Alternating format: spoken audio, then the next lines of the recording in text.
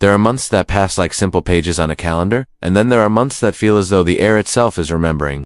November has always carried that strange, living silence, the kind that doesn't arrive with cold winds or falling leaves, but with an intuition rising quietly beneath the ribs. Perhaps you've felt it too. The faint sensation that something is shifting, not out there in some distant future, but here, now, breathing alongside you. The Hopi Elders called November a threshold month, the moment when the veil that lies between the worlds softens just enough for the ancient to lean close. They believed endings and beginnings walk side by side during this time, whispering to those willing to listen. Long before our cities glowed through the night and drowned the stars, long before satellites drew electric paths across the heavens, the Hopi watched November with reverence. They said it was the month when the world tilted slightly toward mystery. The fires of the harvest had dimmed, the earth had exhaled after giving what it could, and the people would gather around circles of embers to speak of patterns, the way the winds changed, the way dreams grew vivid, the way the night sky sometimes shimmered with colors no one could name. November, to them, was never just a colder chapter. It was a doorway, a liminal place where the Great Spirit walked closer, and the messages woven through the fabric of reality could finally be heard. And woven inside those messages were the three signs, three awakenings that would stir when humanity wandered too far from balance, too far from the remembering of who we were meant to be. The elders didn't speak of them loudly. They shared them the way one might share a sacred story to a child falling asleep, slowly, softly, with the kind of gravity that makes even silence feel alive. They said the signs would come not as punishments, but as mirrors. They would not be hurled from the heavens like divine arrows, but would emerge gently at first, disguised as natural shifts, emotional tides, and small fractures in the familiar. Only those who listened would recognize them. Only those who stayed awake to the whispers of creation would know what the earth was trying to say. Imagine the world as the Hopi once saw it. Every stone humming with presence, every gust of wind a messenger, every ripple of water carrying memory. In such a worldview, nothing is inert, nothing is empty. The universe becomes a living council, a chorus of beings communicating not with words, but with rhythm, storm, light, tremor, breath. And humanity, far from standing apart, is woven into this chorus. We do not observe nature from a safe distance. We contribute to it. What we feel becomes part of the world's pulse. What we project becomes part of the sky's reflection. In November, that interconnectedness becomes easier to sense, almost as if the barriers between body and earth, earth and sky, sky and spirit, grow thinner. It is in this softened space that the Hopi Elders warned the first tremors of prophecy would awaken. Watch for the month when the wind remembers, they said, for that is when the balance begins to speak. To a modern mind, the phrase may sound poetic, but to them it was simply truth. They believed that when humanity's forgetfulness grew too deep, when gratitude faded, when greed took root, when the bond between people and the living earth began to unravel, the world would send gentle signals first, not to frighten, but to remind, not to punish, but to call us home. Perhaps that is why so many today report the same strange sensations as November arrives. The sudden heaviness in the air, the feeling of anticipation with no name, the dreams that feel like messages pasted onto the inner walls of sleep. Some describe it as anxiety, others as intuition, and still others as the quiet knowing that something ancient is shifting beneath the surface of ordinary life. This is not coincidence. In Hopi understanding, when the collective heart of humanity begins to stir, when enough people feel the subtle ache of longing, the weight of disconnection, or the whisper of remembrance, the world responds in turn. The timing is not random. The threshold month is when these feelings are magnified, amplified like echoes moving through canyon walls. The Hopi believe that all of us, no matter where we live, hear the earth differently in November. The rhythms of the natural world slow, the nights lengthen, and the mind grows more reflective. This inward turning is not a flaw of winter. It is a design, an invitation to listen more deeply than usual to the sky, to the soil, to the trembling within our own chests. In this sense, the three signs of prophecy do not arrive from outside us. They rise like tides from within and around us, simultaneously, as though the earth and the human spirit are two sides of one great breath. And so, Section 1 begins not with disaster, not with thunder or fire or celestial warnings, but with the simple act of noticing. Noticing that November has a different pulse. Noticing that the world feels as though it is leaning in. Noticing that the elders' stories, once dismissed as distant myth, now resonate with eerie clarity. They said the winds would whisper first, then the skies would shimmer, and finally the earth itself would speak. But before any of that, there would be a feeling, a subtle shift, a change in the way the month breathes. And here we stand, in that quiet shift. The air carries memory. The nights feel heavier, deeper, almost alive. Something in the world is stirring, and something in us stirs in response. Perhaps none of us can articulate it fully, but we feel it. The elders would smile at that. They would say, "Good, that means the doorway is open. This is where the story begins, at the threshold, where November's breath brushes against the edges of our awareness, and the first sign waits just beyond the silence." The restlessness of the earth is rising, and if we listen closely, we may hear its first whisper. If November is the doorway, then the first sign is the hand that pushes it open quietly, slowly, but with a certainty that cannot be mistaken once you feel it. The Hopi Elders said the first awakening would not descend from the sky in a burst of color or thunder. It would rise from beneath our feet, from the deep and ancient body of the earth itself. They called it the restlessness, the stirring of a world that remembers more than its children do. And they warned that long before this restlessness became visible, it would first be felt. Perhaps you've noticed that feeling, subtle yet persistent, like a faint vibration beneath ordinary life. The news attributes it to stress, to political tension, to the anxious hum of modern existence. But the Hopi would ask you to look deeper, to notice how the world outside has begun to echo the world within. Winds shifting in directions they never knew, rains falling where deserts once cracked with thirst, storms blooming out of season as though confused by their own names, forests igniting with a fury that consumes entire horizons, while elsewhere rivers run dry as if the land itself has forgotten how to drink. These are not merely weather events, they are the breath patterns of a living planet thrown out of rhythm. In scientific terms, the explanations are familiar: rising temperatures, unstable jet streams, warming oceans, atmospheric pressure anomalies, the fingerprints of a climate pushed beyond equilibrium, data points, charts, simulations. But even within the language of science, there is an unmistakable confession. Something is changing faster than we can track, deeper than we can control. The Hopi never needed satellites or sensors to understand this. They listened to the world the way one listens to an elder whose voice is growing strained. They knew imbalance carries its own sound. Imagine for a moment that the earth is not an object, but a being, a presence with memory, breath, pulse. In Hopi teachings, she is Tuawanasavi, the center place, the heart of the world. To them, the soil is not dirt but skin. Rivers are not channels but veins. The wind is not weather but the exhale of a mother who has carried us far longer than we have walked upright. When she is in balance, humanity feels it as calm, tide, abundant harvest, harmony within communities. When she falls out of balance, that shift reverberates not only through ecosystems, but through the human spirit itself. So when forests burn faster than they can be reborn, the Hopi do not see destruction, first they see fever. When floods swallow cities, they see cleansing. When the ground trembles, they hear language. The first sign, they said, would manifest not as catastrophe, but as conversation. A conversation humanity has forgotten how to hold. You may have noticed how emotional landscapes mirror these physical patterns. The quiet dread that seems to thread its way through the collective heart. The rising waves of anxiety, depression, confusion, sensations that appear without clear cause, as though borrowed from somewhere larger. The Hopi Elders taught that emotional turmoil is not separate from planetary turmoil. The same energy that surges in storms, that twists through hurricanes, that trembles in tectonic plates flows through us. Human beings are not observers of imbalance. We are participants in it. When the earth grows restless, we grow restless. When she aches, we ache. And when she begins to speak, her children feel it first, not in their ears, but in their bones. Perhaps that explains why so many describe a heaviness lingering in the air, a pressure behind the eyes. The sense that the world is holding its breath for reasons the mind cannot articulate. These sensations are easy to dismiss, but the Hopi would urge caution before waving them away. They believed that the first sign would be recognized not by those who analyze, but by those who feel, by the ones who sense the shift long before it becomes visible. And long before humans measured climate, the Hopi watched animals, they still do. Whales beaching themselves in quiet agony, birds abandoning migration routes they followed for centuries, silence settling in forests that once rang with living song. To the elders, animals are messengers, the first to respond to imbalance because they have never forgotten how to listen. When they change direction, when they disappear, when they fall silent, it is because the earth has spoken, and they have heard. Yet on this is crucial, the Hopi never saw these signs as punishment. This is where their teaching diverges sharply from apocalyptic fear. They viewed the first sign as purification, the natural process by which a living world corrects its course. Just as the body heeds to fight infection, the earth stirs to restore equilibrium.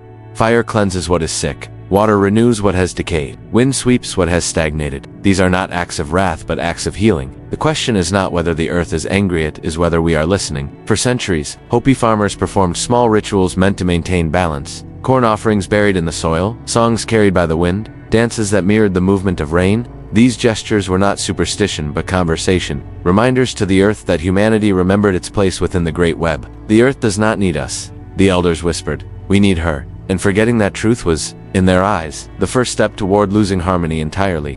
Today our rituals have changed. We light screens instead of fires. We talk to algorithms instead of spirits. We rush more, listen less, and call it progress. And beneath that noise, the restlessness grows. Look around. Deserts bloom with sudden storms. The Atlantic generates hurricanes out of season. oceans warm like breath against glass. Scientists record tremors in the Pacific that rumble like ancient drums. Even the magnetic poles wander as though searching for their place. Something is shifting. Something is remembering. If this is the first sign, then it is not here to terrify. It is here to awaken, to ask us to pause, to notice, to reconsider the way we inhabit the only home we have ever known. The elders said the first sign was a mirror. When we take without giving back, the earth trembles. When we forget gratitude, the winds change. And when we silence our own inner voice, the storms rise to speak for us. This is the restlessness the Hopi warned of. Not doom, but a summons. Not collapse, but the earliest breath of renewal. The world is shifting beneath our feet, and perhaps, if you listen closely, you can feel her heartbeat steady, ancient, calling us back to balance. The first sign has begun.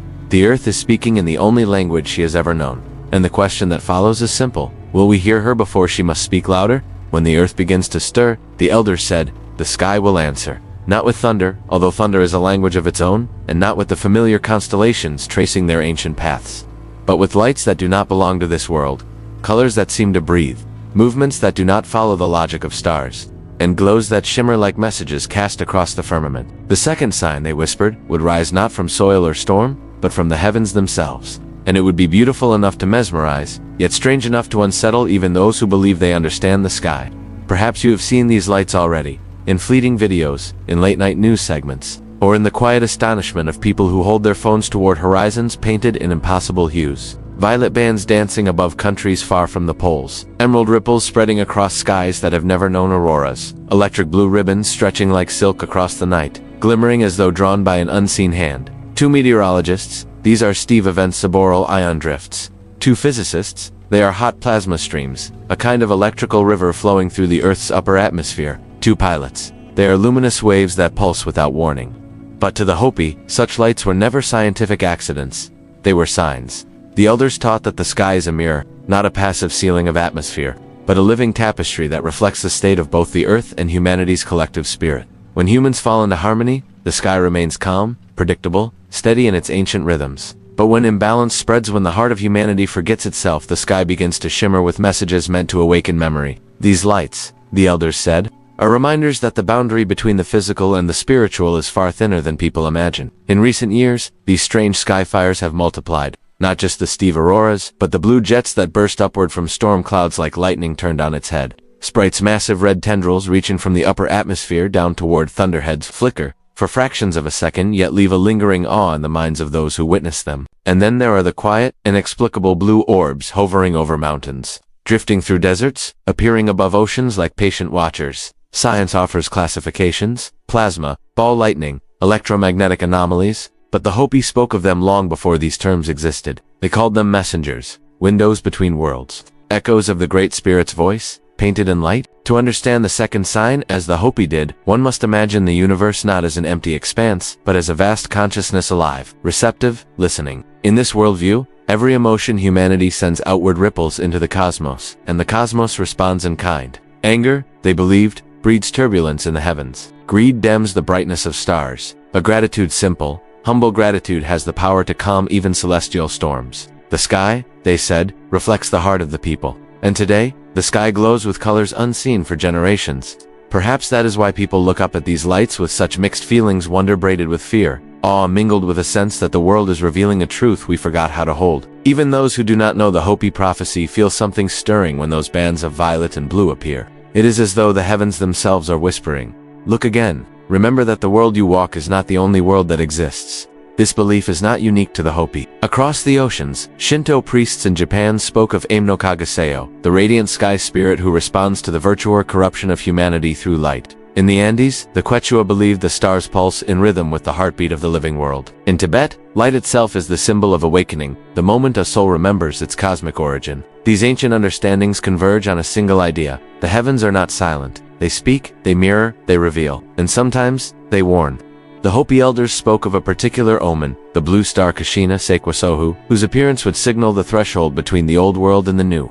They said a blue star would shine before the great purification, a final sign that humanity had entered the time of transition. For centuries, this was dismissed as metaphor until 1987, when astronomers around the world witnessed a brilliant blue supernova exploding in the constellation Dorado. Supernova 1987A. Its light, traveling for 160,000 years, arrived at the exact moment when humanity's disconnection reached an unprecedented scale. Scientists saw an astronomical event. The Hopi saw a prophecy opening its eye, and that eye has not closed. Since then, the blue lights have returned not just in supernovas, but in storms, in sky glows, in strange luminescent pillars piercing the night. Pilots report blue flashes rising from clouds. Scientists track new atmospheric anomalies. And ordinary people record pale blue spheres drifting with the silence of watchers. What is coincidence to one mind is synchronicity to another, and perhaps the truth lies somewhere in between, because the second sign was never meant to force belief. It was meant to dissolve the boundary between belief and observation, to remind us that mystery and science are not enemies but complementary reflections of the same vast truth. The universe is conscious, and it is responding. As the elders said, when the sky begins to speak, humanity must grow quiet. Reverence, not fear, is the proper response. Stillness, not noise. Gratitude, not panic. Only then, they believed, would the heavens be calm again. Only then would the skies return to their natural clarity. But clarity is not what the sky offers now. It offers shimmering bands of violet and emerald. It offers blue fire streaking across clouds. It offers a gaze, a cosmic reminder that something within us has shifted deeply enough to be seen from above. The second sign is unfolding. The heavens have begun to glow with messages of their own. And as the lights ripple through November's darkened skies, one must ask a simple question: is this chaos, or is this awakening? Sometimes the same light that blinds the fearful guides the ready, and the sky, like the earth, is waiting to see which we will be. When the sky has spoken in colors and the earth has murmured in shifting winds, the Hopi Elders said a final sign would rise, the one most sacred, most feared, and most misunderstood. It is the moment when the earth no longer whispers through storms or hints through restlessness, but speaks in a voice unmistakable, ancient, and resonant. They warned that humanity would hear sounds with no apparent source, that the ground would hum with a vibration that felt alive, and that some would sense faces in clouds or voices in wind, not because imagination had grown wild, but because the veil between the living world and the spiritual one had grown thin enough to breathe. Today, those signs are no longer confined to legend. Strange trumpet-like sounds echo across quiet skies from Canada to Scandinavia to the deserts of the American Southwest. Long metallic notes that drift over empty landscapes without any aircraft, machinery, or storms to explain them. People record them with shaking hands, calling them the sky trumpets, the sounds of the earth's awakening, or, simply, the noise that made them feel small. Some dismiss them as atmospheric acoustics, industrial resonance, or seismic pressure ricocheting upward. And yet the sound carries a solemnity, a vibration that feels older than human logic. Beneath cities, deep within the crust, another phenomenon spreads. The earth hum, low, rhythmic vibrations that instruments detect even when earthquakes are still, even when oceans are calm. Scientists call it microseismic resonance. But to the Hopi, these tremors were not physics, they were speech. The planet, they said, would groan like a mother in labor when one world was ending and another had begun to stir beneath the surface. Humanity would mistake these signs as omens of destruction, but the elders insisted they were the opposite, signals that the old world was shedding what no longer served it, preparing the soil for the fifth world. The fifth world Nuvitukiavi was not a distant dream to them. It was a cycle inscribed into their origin stories, into the stone tablets guarded by the clans, into the memory passed from grandparents to grandchildren. They told of 4 worlds before this one, each rising into being, flourishing, then declining under the weight of imbalance, forgetting, and greed. And each time, the few who remembered the sacred laws were guided safely into the next world as purification swept across the land. The fourth world, the one we inhabit now, was always destined to tremble when its time grew near. But the key to this trembling was never doom. It was birth. The elders described a being of great significance at the threshold, the Blue Star Kachina, the celestial dancer whose unveiling would mark the final stage before transition. When she removes her mask, they said, humanity will see the truth of its illusions laid bare. Old systems will crack like pottery dried too long in the sun. Deception will collapse under its own weight. Those clinging to greed, division, or domination will find no foothold. And those who have begun to remember their connection to earth, to sky, to each other will feel something ignite inside them, something ancient rising like a blue flame. This blue star is not merely an astronomical object. It is a symbol, a pulse, a cosmic presence that awakens consciousness. When supernova 1987A erupted in a blue blaze, the Hopi took notice. It resembled the very image they had described, a blue eye opening in the heavens. But they never claimed the supernova itself was the prophecy, only that its timing fit too well to ignore. And since then, the blue lights have grown more frequent. Blue jets streak from storms, blue spheres hover silently. Pillars of blue luminescence pierce the night during rare electrical events. The cosmos feels charged, expectant, as if inhaling before speaking a word. Humanity has forgotten how to hear. Yet prophecy does not end with signs. It ends with people, because alongside the blue star, the Hopi spoke of another awakening, the rise of the rainbow warriors, not a tribe by blood, but a tribe by spirit. People of every color, every land, every faith, who would emerge during the time of purification with a single purpose, to heal what had been broken.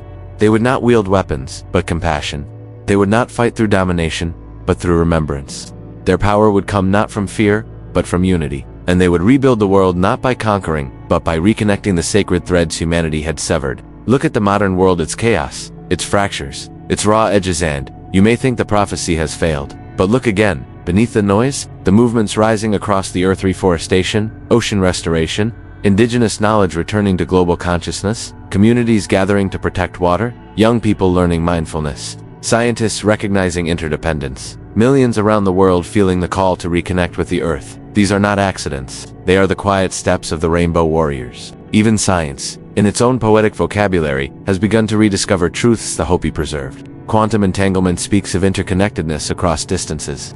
Bioresonance echoes the belief that life vibrates as one web. Ecology reveals that no system survives in isolation. All these modern fields point to an ancient understanding. Everything alive is connected. Everything alive shares one breath. This is the very breath the elders believed would expand into the fifth world, a realm not separate from this one, but interwoven with it. A world defined not by survival, but by balance. Not by consumption, but by harmony. Not by fear, but by remembrance. The trembling earth, the skyborn lights, the rising tribe of healers, these are not separate stories. They are the braided strands of a single prophecy unfolding in real time. And if the world feels unstable now, it may be because we are standing in the narrowing passage between worlds, hearing the old one groan as it releases its final breath and the new one inhale for the first time. The third sign is not about endings. It is about emergence. The earth is speaking. The sky is watching. The children of the next world are waking up. And somewhere above us, the blue star still burns steady, patient, waiting for humanity to choose which world it will walk into next. There is a moment, just before dawn, when the world seems to hover between darkness and light, not moving, not rushing, simply waiting. The Hopi believed November exists in that same suspended breath. It is a threshold month, a time when endings loosen their grip and beginnings test their wings. And it is through this thin, trembling doorway that the final meaning of the three signs emerges, not as a warning etched in fear, but as a mirror held gently toward humanity's face. For the Hopi, November was never a bleak or ominous time. It was sacred. It marked the close of the harvest, when families gathered around embers glowing low in earthen kivas, giving thanks to the land that fed them. They would recount the stories of the year, the shifting winds, the strange dreams, the movements of the stars, and seek guidance for the winter and the world to come. They believed that dreams in November were different. They were not random fragments of the sleeping mind, but messages carried by the Great Spirit. Reminders whispered to souls preparing for transition. Today, those ancient beliefs echo in unexpected places. People across the world report dreams that feel heavier, brighter, or more symbolic than usual visions of light, water, fire, faces they do not know yet, somehow recognize. Psychologists call it mass anxiety, a symptom of uncertain times. But the Hopi might say that memory is reawakening, rising like a tide beneath the surface of collective consciousness. They would say the soul remembers long before the mind understands. If the first sign awakens awareness, and the second sign reveals the distortion between worlds, then the third sign opens the heart to transformation. These signs do not stand apart. They spiral into one another like the coils of an ancient shell, forming a pattern the elders understood well. Awareness gives revelation, gives rebirth. Awareness begins with a simple recognition. Something is shifting. It might be the unusual wind, the trembling of a land under stress, or a quiet ache inside your chest that has no name. Revelation follows with a deeper unveiling, often uncomfortable, a stripping away of illusions, a confrontation with truths we once avoided, a sudden clarity about what is fragile and what is sacred. And then comes rebirth, not in a single miraculous moment, but in a slow, humble returning to balance. November embodies this pattern. It asks us to slow down, to pay attention, to feel the subtle alignment or misalignment between the outer world and our inner landscape. And as the three signs ripple through the month, a question rises softly through the noise of the modern world. What kind of world are we choosing to carry forward? The elders were never concerned with predictions. They did not care about dates, or calendars, or the dramatic hunger that modern seekers have for sensational prophecy. Their teachings were not about apocalypse, they were about responsibility. They believed the world changes when people change. That purification begins not with fire or flood, but with the simple act of remembering our place in the web of existence.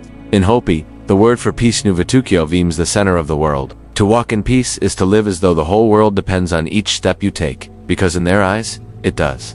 Every action sends ripples through the living fabric of creation. Every emotion is a brushstroke on the canvas of the cosmos. Every heartbeat is part of the Earth's rhythm. This is why the prophecy is not a story about the blue star alone, nor about trembling ground or shimmering skies. It is a story about us, about the moment when humanity can no longer pretend it is separate from the storms it creates, the fires it fuels, the imbalance it amplifies. It is a call to remember the simple truth buried beneath centuries of noise. The Earth does not end. She transforms and we transform with her. And so, we return to November, the month that breathes like a threshold. Look around our modern world. It is easy to see disparate nations divided, forests stripped bare, oceans choking with debris, communities fractured by fear. But look again, beneath the despair. Something else is stirring. People planting trees they may never see grown. Children speaking of oneness as though it were common sense. Scientists rediscovering ancient truths under new names. Communities gathering to protect water, forests, and each other. Individuals choosing compassion over conquest, connection over cynicism. These quiet acts are not random. They are ceremonies of remembrance, new forms of ancient rituals meant to restore balance. They are the footsteps of the rainbow warriors the elders spoke about, rising exactly when the world needs them most. They are proof that awakening does not belong to a chosen few, but to anyone who chooses to listen. And this is where the prophecy turns inward. It asks not what signs you have seen, but what signs you have become. Are you adding to the restlessness of the earth, or softening it? Are you radiating fear into the sky, or clarity? Are you walking as a child of the fourth world, clinging to its illusions, or as a bridge toward the fifth? The fifth world, the elders taught, is not a distant paradise waiting to arrive fully formed. It begins inside the hearts of those who remember. It grows quietly, like grass breaking through charred soil after a wildfire. It is built through choices small, deliberate, compassionate, through moments of silence, through acts of care, through the courage to soften when the world demands hardness. And now, as November deepens, as the winds carry whispers older than memory, the doorway stands open. Not wide, not for long, but open enough for anyone who wishes to step through. Listen closely. The winds have spoken, the stars have shimmered. The earth has trembled beneath our feet. 3 signs, rising like verses of an ancient song. 3 reminders that we are not separate from the world, but woven into its breath. 3 invitations to awaken before the next world fully unfolds. And yet the final step is not cosmic. It is intimate, personal, quiet. It is the choice to walk gently, to live with gratitude, to breathe with awareness, to remember that your spirit is older than the world you fear is ending. The Hopi prophecy was never meant to be feared. It was meant to be lived. Perhaps that is why you're rehearing these words now, because some part of you already feels the shift, already senses the dawn beneath the horizon, already knows the new world is not waiting above but rising within. So breathe, slowly, softly.